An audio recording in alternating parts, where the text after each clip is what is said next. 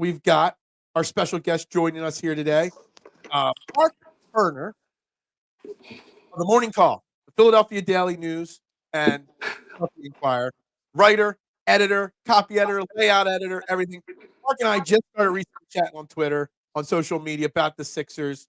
So I wanted to bring Mark on to talk a little basketball, talk a little offseason, and we're going to talk a little bit of media about the media and the state of it in this city now. Good morning, Mark. How you doing? Fine. So this is what 8:30 in the morning looks like. Dude, I don't know how I do it. I told you, I run a pizza shop, so I work all day till late hours, and I get my butt up at 6:30 every morning to set up and do this. I don't know what. Tell me I'm crazy for doing this every single morning. You're passionate. Okay, passionate. That's just another word for crazy, but that's okay. So we've been spending. I was trying to save Sixers talk till you got on, but the commenters have really jumped into this Sixers conversation from the get-go here, because obviously yesterday LeBron James and his son Bronny James's name have been all over the news with his workouts and stuff like that. Let's start with LeBron himself. We've heard Daryl Morey say he is going to basically be star hunting this offseason. Three biggest names: LeBron James, Paul George, probably Jimmy Butler in a trade. Start with LeBron James. What would you think are the possibility, but also the pros and cons of someone like LeBron coming to Philly? Zero. Okay. And why is that?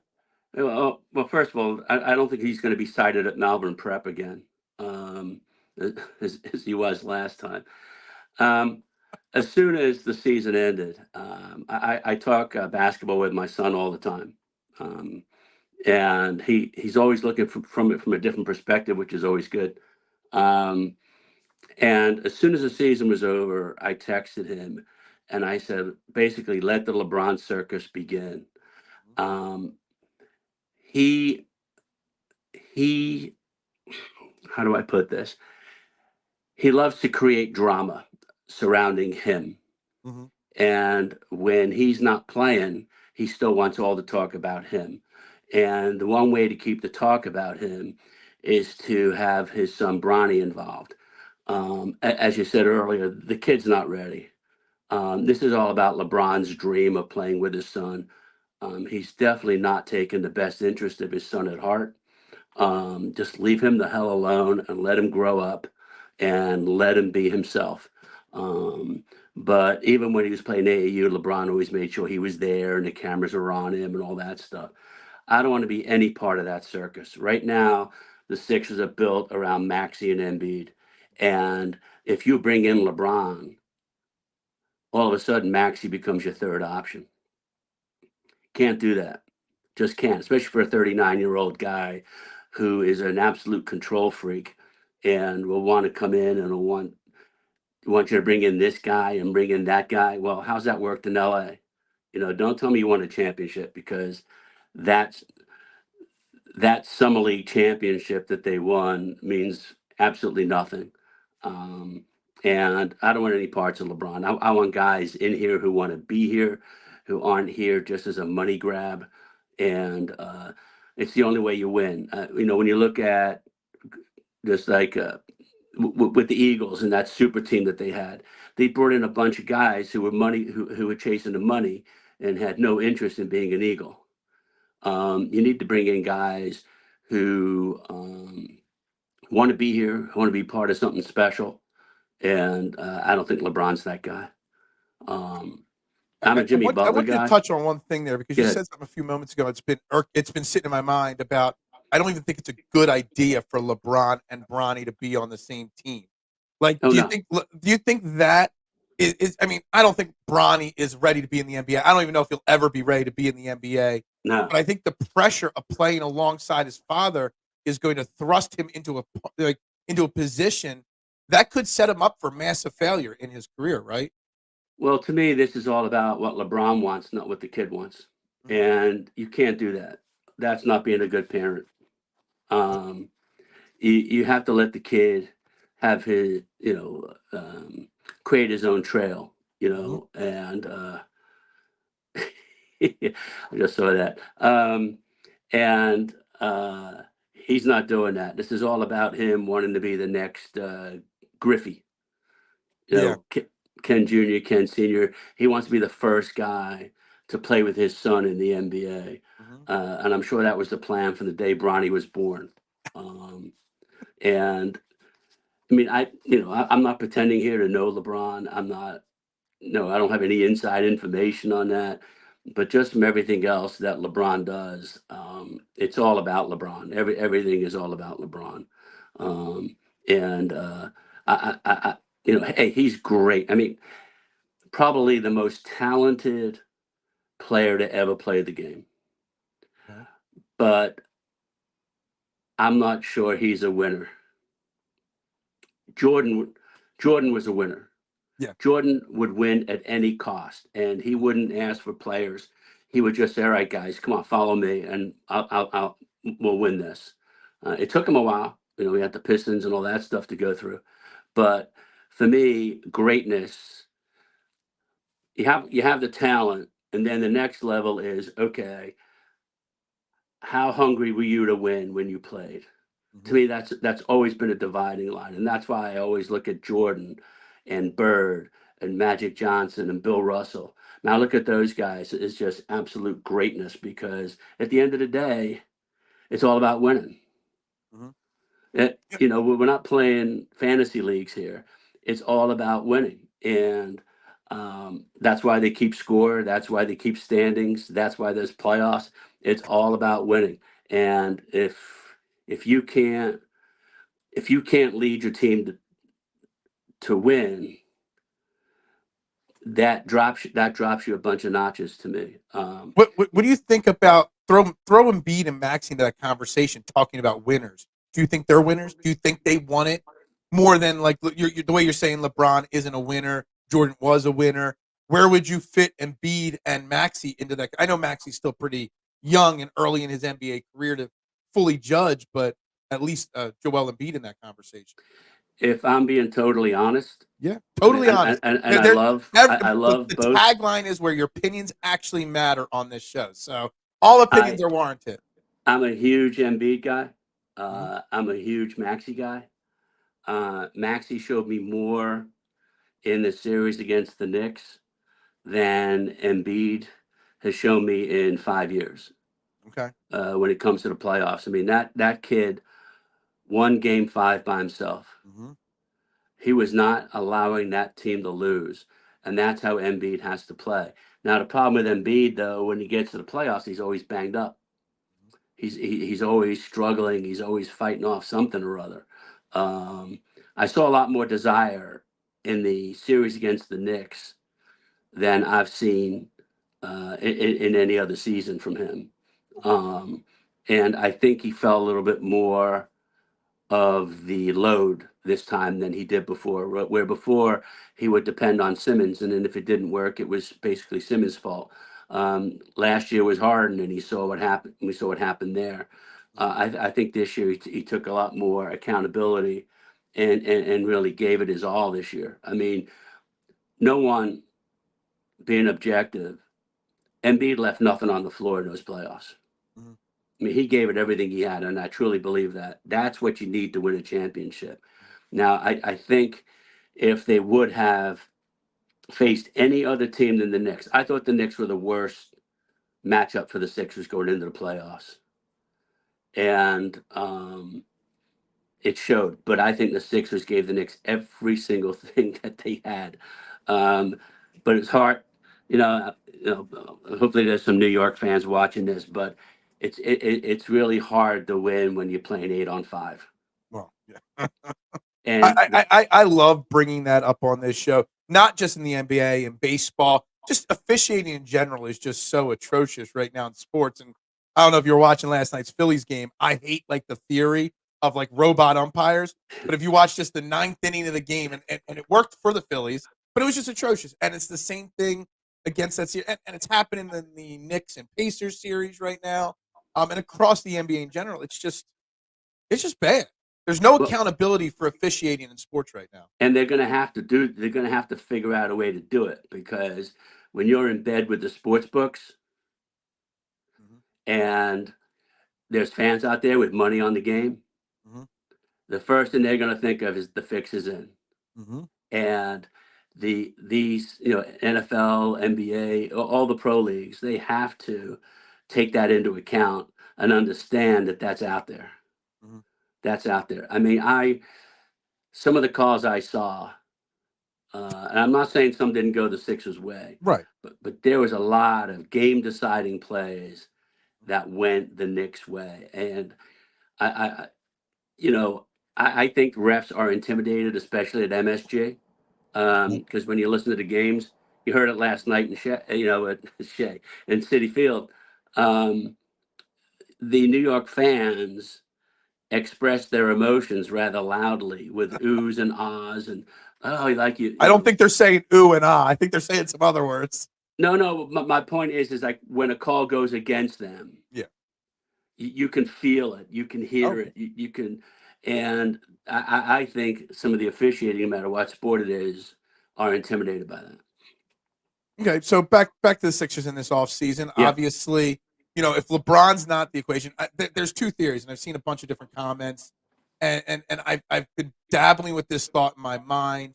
We've got the 16th pick in the draft. Obviously, you've got Jimmy Butler, Paul George. You've got lots of options out there to sign, to trade for. But there's a theory in the thread where going out there and getting the big name and investing a massive amount of your assets in one big name might not be the best course of action. Really going out and finding, if you can do a really good job scouting someone at 16, going out there and signing 3 or 4 really good players to put around Embiid and Maxey, is that maybe a better course of action? Or are you still saying going out and getting one of the elite guys that is available is the best way to go? Daryl Morey has set this up Yeah. to build a stronger team, and no rookie, unless you got the first or second pick in the draft, Mm-hmm. no rookie is going to come in and unless he's incredibly special and contribute to a championship team. And that's what the goal is. The goal is to win a championship while Embiid is still standing. Okay. So for me, I would trade for one guy and I would try to sign someone in free agency with the other money. And then whatever's left over, then you start building a strong roster. So, and if you still want to keep the hierarchy of Embiid and Maxey as your top 2 options, then you have to bring in a third guy who is going to be fine being that third option. Um, you know, I don't want to jump. I am. I'm going to jump on the hell with Tobias thing. My thing is, if the Sixers had Anunoby instead of Tobias Harris, Mm-hmm. they But win that series in 5 games. But see, I don't look at Anunoby as like on the same level as, say, a Paul George or a LeBron James. Doesn't So matter. that's what I'm Yeah, saying. Like, I would rather almost go out and find 2 or 3 of those type players than go out yeah, because everybody. LeBron is just a fun topic to talk about today because sure, of the news yesterday. But Paul right. George, I think, is a realistic conversation piece from Daryl Morey and Josh Harris. Whether Paul George is using that as leverage or not, I don't know. But Paul George is a conversation to be had. And you bring up Tobias Harris. We give Paul George a 4-year max deal, which what's a max deal now? Almost $300 million for him. We're going to hate the Paul George contract 10 times more than the Tobias Harris contract when all is said and done. So I almost feel like going out and finding the OGs of the world, guys like that, find 3 of those, you're Good better off luck. than one. Good luck. Well, I know. Well, that's why Daryl Morey is The- supposedly an elite executive in the NBA. That's his job to find. yeah, it's difficult to do that. I mean, Anunoby is a freakish player, and I, my boy Will Rucker on Twitter loves Paul George, and I'm I'm just not a Paul George guy. Now, the only way it works for me is when I think of, okay, well, instead of Tobias Harris, I'm going to have Paul George. That makes me better. Yeah. I get that. But then now you need a power forward. Do you bring Batum back? So my thing is, if you bring in, a guy like Paul George, which is great, nice feather in the cap for signing him. Is he happy being the third option here? Mhm. That to me is the question going into free agency or going into, star hunting. Who's going to be a nice fit? Now, Jimmy Butler, I know he's 98 years old and all that stuff, and he's going to want $40,000 a year, 40 million, 40,000. Sign him That's up going right back. now. That's going back to my childhood. He's going to want at least 40 million a year. But Jimmy can sit back and set everybody up Mhm. and be happy in that third role and then step up when he needs to. Mhm. That's what I like about Jimmy. So if they can find a player who can do that, Mhm. then I'm totally cool with that. I mean, I look at a guy like Nick Batum. Mhm. I didn't know he was that good of an overall player. That guy's IQ is Mhm. off the charts. He doesn't have to score a point, and he can affect the game. That's the type of guys you need, especially in the playoffs. And I think they missed. Although I mean, I like the Lowry and Cameron Payne additions, so Mhm. they kind of even off the whole Patrick Beverly thing. And thank God he was throwing stuff at people in Milwaukee and not here. Can you imagine if he was doing it here? Uh, Um, but I think they missed Marcus Morris in the playoffs, yeah. and a guy like that who's going to do stuff for you, who do all the dirty work and things like that. So they need to build a strong roster, and that roster was strong in December before Embiid got hurt. That was a really solid, balanced roster, and that's what they need to. That's what they need to do. So they need to find a really good replacement for Tobias. Um, One guy I really, really, really like is DeJounte Murray. Okay. Now, I think he would be perfect next to Maxey because he's another guy. He can step back and he can step up. So I really, and he's a really good defensive player.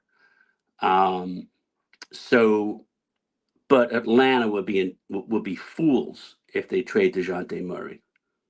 But then again, Do we even have the assets to trade? Like if you're yeah, talking about Jimmy Butler because of the contract and the age, 16, 41, something else gets it done.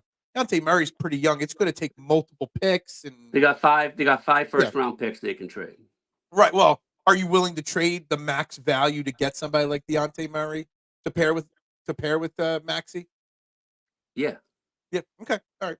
I I mean, I've don't. been on the fence about him since the rumor. I think last offseason there were rumors about Murray on the block. So, I've been discussing about it for a while, and I've been on the fence of whether what I feel like his value really would be in a trade. Well, what do you want at the end of the day? I mean, what you're going to use those picks to draft kids. If you're going to be good, you're going to be drafting 20, Mhm. 25, True. and who you're going to get. I mean, they were lucky with they were incredibly lucky with Maxi that it was a COVID year. Mhm. If that was a full year, Maxi goes top 10. And that's not even, in hindsight. Like he was really, really good. He for somehow he just kept on dropping because all the other GMs thought they were smarter than everybody else, and we're we're reaching for guys and so forth. And he kept dropping. Um, I didn't even look at him that year because I thought there was no way that they would get him. So when I was looking at players, at guards especially, I was looking at Desmond Bain. Mhm. I was looking at actually Isaiah Joe. I was looking at like those guys who could come in and fit in right away. And then when Maxi dropped to them, it was like, whoa, what, who is this guy? I had to do my homework on him because I didn't even looked at him. So um, you've got to be really, really, really, really good in the draft. But if you look at Maury's history, he's always trading his first round picks. Well, I think that's a Um, great segue to the biggest part of us all is, do you trust Daryl Morey then? no. That's it. Show's Um, over. Thanks for watching, guys. Because I mean that answers it all. yeah, Because I mean yeah. we've been interacting only for a short period of time on social media, but I've been criticizing Daryl Morey since the day that picture of him and Doc Rivers in that office with the window in the background. The day they got hired, started circulating. I've been saying it since day one. What has Daryl Morey ever done? And this is the most critical offseason, of in a long, long time for the Sixers organization, and I just don't trust them.